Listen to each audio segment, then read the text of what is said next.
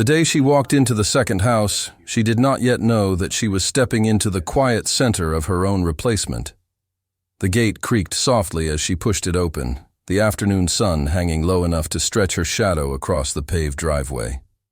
The house stood calm and complete, painted in a soft cream that reflected light gently, as if it had nothing to hide. Her name was on the documents. Her signature rested on every official page. If anyone had asked, they would have said it belonged to her. And yet, as she placed the spare key into the lock with slightly trembling fingers, there was a feeling in her chest that did not match ownership. It felt like intrusion, like entering a memory that was not hers. Inside, the air smelled faintly of fresh paint, mixed with something warmer, something lived in. The curtains were already hanging. The kitchen counters were wiped clean, but not unused.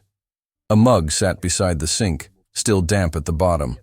She stood in the center of the living room, listening to the ceiling fan hum softly above her. It was a complete home, not an empty investment waiting for tenants. A complete, breathing home.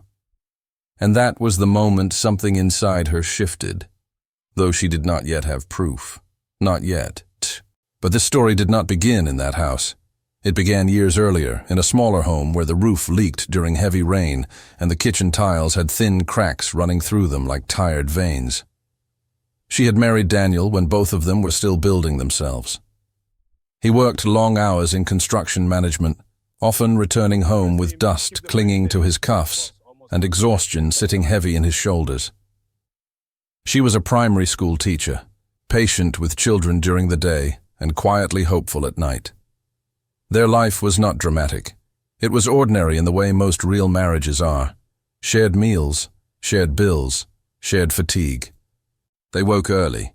She prepared breakfast before sunrise, sometimes humming softly to fill the quiet. Daniel was not a morning talker. He drank his tea slowly, scrolling through his phone, nodding occasionally as she spoke about her students. Their conversations were simple, practical, gentle. They were not a couple of loud declarations. They were a couple of routines. They tried for a child almost immediately after marriage. At first it was exciting, hopeful. They counted days. They whispered about baby names. But months turned into years, and the excitement thinned into quiet disappointment. Each negative test felt heavier than the last. She carried the weight in her body. He carried it in his silence. Medical appointments drained their savings. Hormone treatments altered her moods.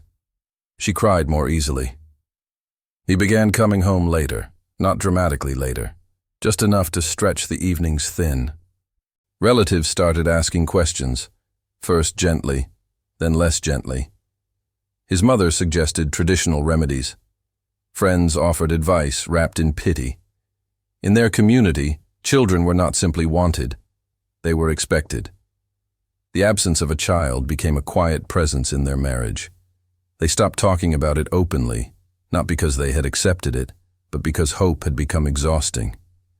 It is difficult to keep reopening the same wound every month. Around the fourth year, Daniel began mentioning a new project, a residential development on the outskirts of town. "Good opportunity," he said one evening, loosening his tie while she reheated dinner. "If I handle it well, it could secure our future." She encouraged him. She had always believed in building something solid, something permanent. They had spoken often about owning property instead of renting forever. A house that would not leak. A place that would outlast them. When he placed the paperwork in front of her one Sunday afternoon, it did not feel suspicious. It felt responsible. "Investment property," he explained calmly. "Company discount. We can rent it out." Her name appeared repeatedly on the forms. She asked why. He said it was for security. "If anything happens to me, you'll be safe."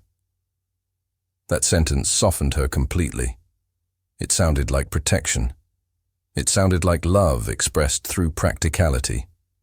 She signed. Construction took months. Daniel grew busier. He visited the site frequently, sometimes even on Sundays. He said workers cut corners when unsupervised. Money improved steadily, not dramatically, but enough to feel like progress. He transferred funds into savings accounts labeled for future planning. She felt proud of him, proud of them. But small changes began appearing, subtle enough to dismiss. He started dressing more carefully even on work days. A new cologne replaced his usual scent. He shaved more often. When she teased him about looking younger, he smiled briefly and said professionalism mattered. Sometimes his phone vibrated late at night, and he would step outside to answer. When he returned, he would lie beside her without touching her, staring at the ceiling longer than usual. She noticed these things the way women often notice shifts in air pressure before a storm, but she told herself not to read too much into ordinary changes. The house was completed nearly a year later. He suggested they visit together. The neighborhood was new, lined with identical houses and young trees not yet tall enough to offer shade. She stepped inside and felt something unexpected, a sense of familiarity, as though someone had built it with care beyond investment logic. The kitchen tiles were light, exactly the shade she once mentioned liking. The master bedroom had a balcony facing west, catching evening light. It felt less like rental property and more like a home designed for living. "Who's moving in?" she asked gently. "Soon," he replied, still finalizing paperwork. Weeks passed, then months. There were always delays, market issues, paper complications. She accepted the explanations because marriage sometimes trains you to accept what you do not fully understand. Then one evening, while folding laundry, she found a receipt tucked inside his trousers. A baby store receipt, bottles, infant blankets, a crib mattress.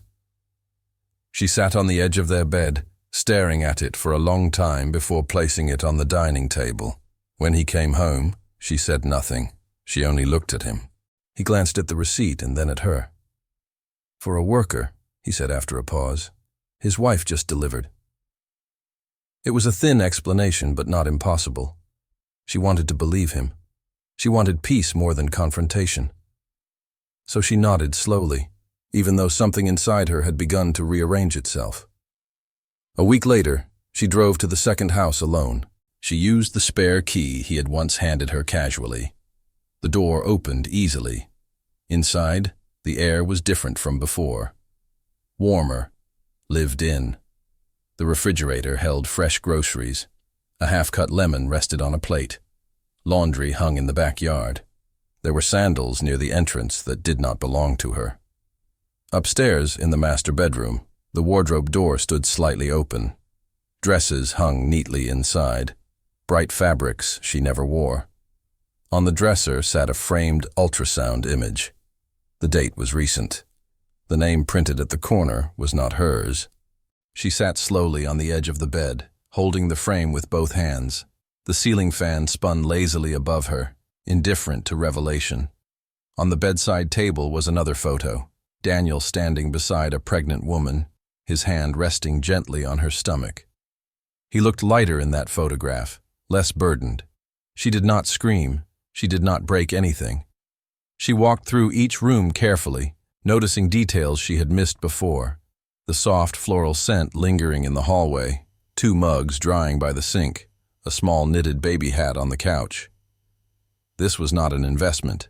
This was a second life built quietly under the protection of her name. When Daniel came home that night, she was preparing dinner as usual. The rhythm of chopping vegetables steadied her breathing.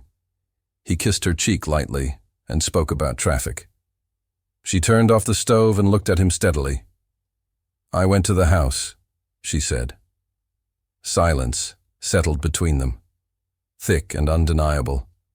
And that is where the real unraveling began. Daniel did not ask what she had seen. He did not pretend to misunderstand. When she said she had gone to the house, something in his posture gave way, as though he had been standing upright for years against a door that was finally opening. He pulled out a chair and sat down slowly, not like a man preparing to argue, but like someone preparing to admit what he had long rehearsed in his head.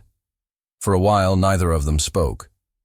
The kitchen clock ticked with an almost cruel clarity. The food on the stove cooled. The house they had shared for years felt smaller than it ever had. Her voice, when it came, was steady. "How long?" He inhaled deeply before answering. "Almost 2 years." 2 years. That meant it had started while they were still attending fertility appointments, while she was injecting hormones into her body, while she was praying quietly at night beside him. The timeline rearranged itself painfully in her mind. He told her the woman's name was Miriam. She had worked briefly as an administrative assistant on one of the development sites. It had begun with small conversations, he said. Lunch breaks. Shared frustrations about work. She had listened when he spoke about the pressure he felt, about the unspoken expectations from his family, about the quiet strain at home.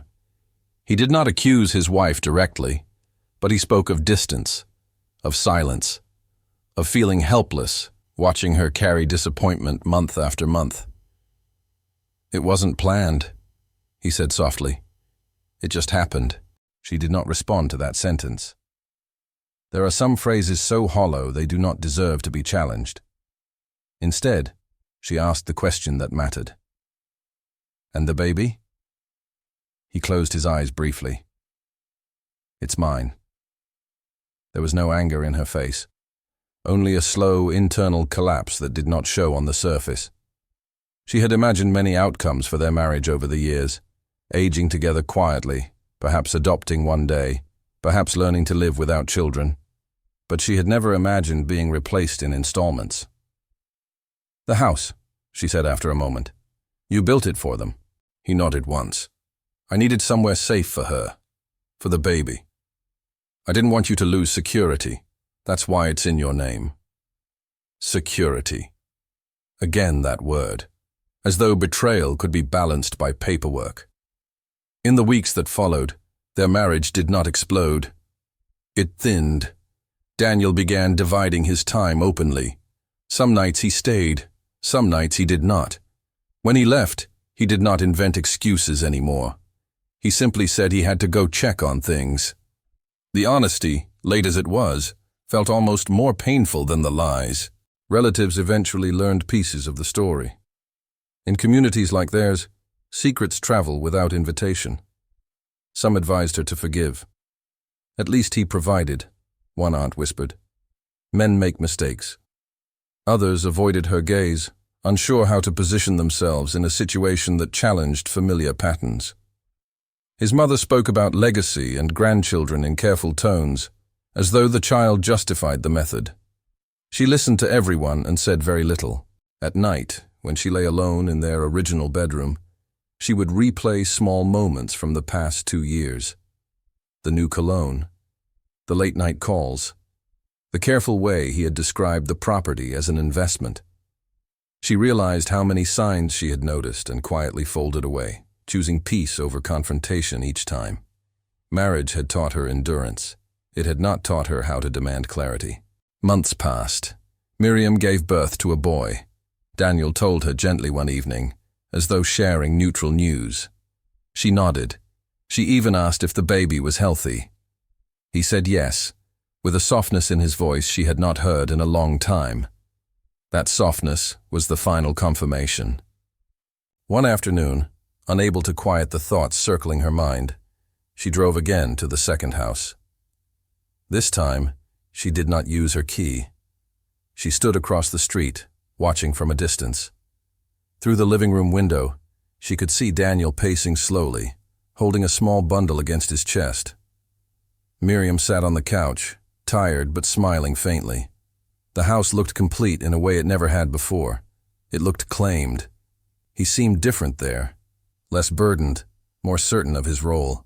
Father, provider, a man whose lineage had continued. And she understood then that the house had never been about real estate. It had been about rewriting his future. When Daniel returned that night, she did not argue. She did not accuse. She told him calmly that she would be filing for separation. He did not resist. Perhaps he had known it would come. Perhaps guilt had already prepared him. The legal process moved slowly, but without hostility. The property remained under her name. exactly as the documents had declared from the beginning. He did not contest it. He did not ask for it back. In a quiet, practical way, he ensured she would not be financially stranded. People said she was fortunate. "At least you have the house," they reminded her, as though concrete walls could replace a decade of shared history. After the separation was finalized, she made a decision that surprised even herself. She moved into the second house, not immediately, not impulsively. She spent weeks clearing out what did not belong to her. Miriam and the baby relocated to a smaller rental nearby, funded by Daniel. There were no dramatic confrontations between the two women. They met only once, briefly, exchanging a look that carried more understanding than hostility. Miriam was not much younger than her, not glamorous, just human. Just someone who had stepped into a space that had been quietly left vulnerable.